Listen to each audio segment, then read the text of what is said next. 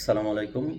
চাকরির পরীক্ষা যারা নতুন অ্যাটেন্ড করতে যাচ্ছেন বা নতুন কেবল পরীক্ষা দিচ্ছেন বা ১-২টা পরীক্ষা দিচ্ছেন, তাদের জন্য মূলত এই ভিডিওটা একটা স্পেশাল ভিডিও। নিজের অভিজ্ঞতা থেকে বলছি এবং অভিজ্ঞদের পরামর্শ অনুসারেই বলছি যে চাকরির পরীক্ষা আপনি দিতে গেলে কিছু বেসিক বিষয় অবশ্যই আপনার শুরুর থেকে নলেজে রাখতে হবে।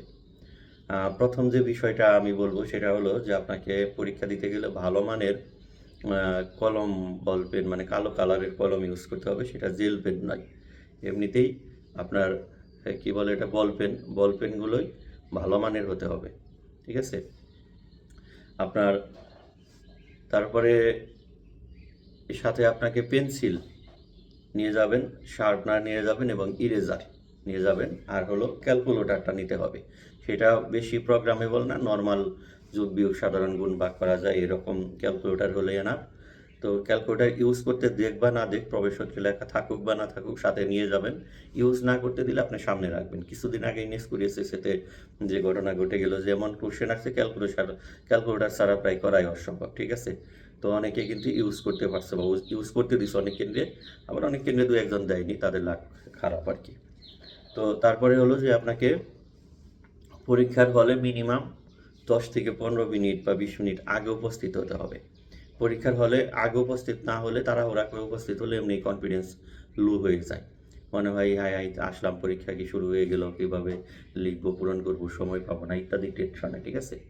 তারপরে আপনাকে সবসময় পরীক্ষা দিতে গেলে আমি যেটা বলব যে আপনাকে আরামদায়ক পোশাক মানে পরিধান করে যেতে হবে। যাতে আপনি একদম রিল্যাক্স মুডে এবং আপনাকে মানে পরীক্ষা দিতে পারেন। এমন টাইট পোশাক পরে গেছেন আপনি ভালোমতো বসতে পারতেছেন না বা গরম লাগতেছে, শরীর চুলকাচ্ছে, তখন কিন্তু আপনার পরীক্ষার মনোযোগ নষ্ট হয়ে যাবে। এটা কিন্তু খুবই গুরুত্বপূর্ণ একটা বিষয়।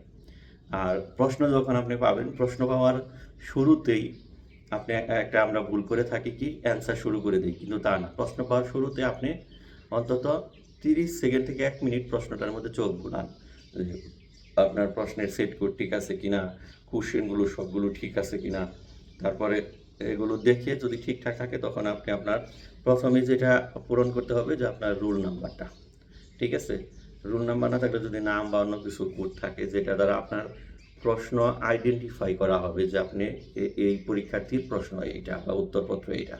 আপনি যদি পরীক্ষার হলে গিয়ে প্রশ্ন যত ভালো অ্যান্সারই করেন, আপনি রোল নাম্বার লিখলেন না বা আপনার প্রশ্ন এটা বোঝা গেল না, বুঝতে পারল না এক্সামিনার, এটা ভ্যালুলেস। এইজন্য আপনাকে এটা কেয়ারফুলি দেখতে হবে এবং নির্ভুলভাবে দেখতে হবে 100% কনফার্ম হয়ে। তারপরে আপনি পর্যায়ক্রমে প্রশ্নের অ্যান্সার শুরু করবেন। শুরুতে ১ নাম্বার পারলেন, দিলেন। ঠিক আছে? হ্যাঁ, ভালো।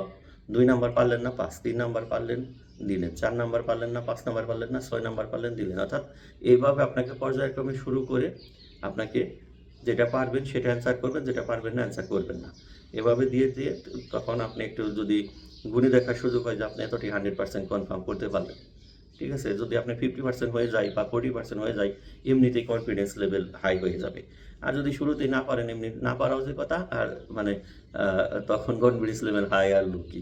কিন্তু এভাবে দিলে আপনার কনফিডেন্স লেভেলটা হাই হয়ে যায়। তারপরে আবার পক্ষান্তরে একটু মনে পড়তেছে যেগুলো একটু সহজ মনে হচ্ছে এগুলো এভাবে অ্যান্সার করেন। এভাবে যদি ১ম এ আপনি যেটা পারলেন না ওইটা নিয়ে সময় কাটালেন, সময় তো সময়ের মতো বয়ে যাচ্ছে। পরে পারা প্রশ্ন আপনি অ্যান্সার করতে পারবেন না এবং আপনার যখনই রং অ্যান্সার বা কঠিন প্রশ্ন নিয়ে যেটা আপনি পারবেন না, এটা নিয়ে আপনি সময় ইনভেস্ট করবেন মানে ব্যয় করবেন, তখন কিন্তু আপনার কনফিডেন্স লেভেলও লো হয়ে যাবে।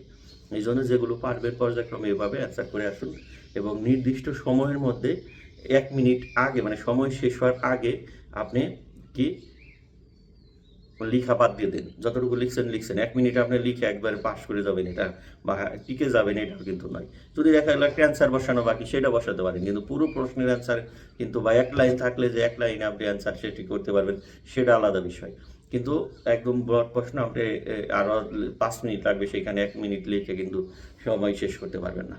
কিন্তু আপনি যদি ১ মিনিট আগে খাতাটা হাতে পেয়ে তারপরে আপনি পুরা খাতাটা রিভাইজ দেন, রোল নাম্বারটা আবার দেখেন বা আপনার আইডেন্টিফিকেশন যে নাম্বারটা এটা যদি আবার দেখেন, প্রশ্নগুলো ঠিক আছে কিনা এটা যদি দেখেন, একটু ভুলের লেগে একটা অ্যান্সার করছেন, একটা মান বসার নাই। এটা একটু রিভাইজ করার কারণে এর মানটা বসাইলেন। ঠিক আছে? এই যে আপনি ফুল অ্যান্সার পেয়ে গেলেন।